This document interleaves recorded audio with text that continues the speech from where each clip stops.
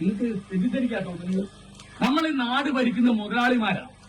അല്ലാതെ നിങ്ങൾ ഞാൻ വെറുതെ തെറ്റിദ്ധരിക്കാണ്. ഇവിടെ CPM ആണ്, അവിടെ BJP ആണ്, വേറെ കോൺഗ്രസ് ആണ്. ഇതൊക്കെ മുതലാളിമാര് ഭരിക്കുന്ന രാജ്യമാണിത്. ഈ നാട് വിൽപ്പനയ്ക്ക് വെച്ചിരിക്കുന്നു. എത്ര കൊല്ലായിട്ട്? ഒരു 25 കൊല്ലായിട്ട്. പെട്രോളിന്റെ വില ആരാ തീരുമാനിക്കുന്നത്? അത് തീരുമാനിക്കാനുള്ള ഗവൺമെന്റ് ഇല്ല. ആരാ തീരുമാനിക്കുന്നത്?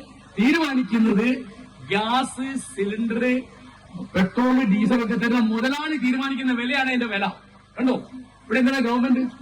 അതുകൊണ്ട് മുതലാളിമാര് ഭരിക്കുന്ന ഒരു രാജ്യത്താണ് നമ്മളുള്ളത്. നമുക്ക് നിയമം നമ്മുടെ കൂടെ ഇല്ല. പോലീസിന്റെ സംരക്ഷണം ആർക്കാണ്? അവർക്കാണ്.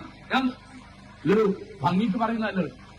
ഈ നിങ്ങളുടെ ജനകീയ ആവശ്യത്തോട് ഇവിടുത്തെ പാർട്ടികൾ, പഞ്ചായത്തോ, ബ്ലോക്ക് പഞ്ചായത്തോ, ജില്ലാ പഞ്ചായത്തോ, മുനിസിപ്പാലിറ്റിയോ, നിയമസഭയോ ഒക്കെ പ്രതിനിധീകരിക്കുന്ന നേതാക്കന്മാര് പുറംതിരിഞ്ഞു നിൽക്കും. അവർ മുതലാളിമാരുടെ കൂടെയാണ്.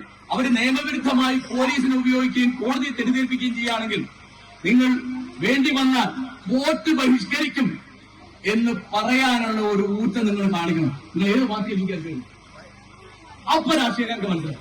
അല്ലാത്തൊന്നും അവർക്ക് മനസ്സിലാവില്ല. അല്ലാത്തതൊന്നും മനസ്സിലാവില്ല. കാരണം പണത്തിന്റെ മേലെ ഒരു സാധനം അവർക്ക് തിരിയുന്നതാണ് നിങ്ങളുടെ കയ്യിലുള്ള വോട്ടാണ്. അത് അവർക്ക് തിരിയും. കാരണം അത് ഇവിടുത്തെ ഒരു പ്രശ്നം എന്താണെന്നറിയും, പണക്കാരനായ അദാനിക്കും എനിക്കും ഒരു വോട്ടാണ്. വോട്ടിന്റെ വലിയ പ്രശ്നം അതിനൊരു മൂല്യമുണ്ട്. അപ്പൊ നിങ്ങൾ ഉറച്ചു നിൽക്കുക. ആർക്കും നിങ്ങളെ തോൽപ്പിക്കാൻ സാധിക്കും. നീതി ഒരു സാധനം വേണം. അത് വികസനത്തെക്കാൾ വലുതാണ്.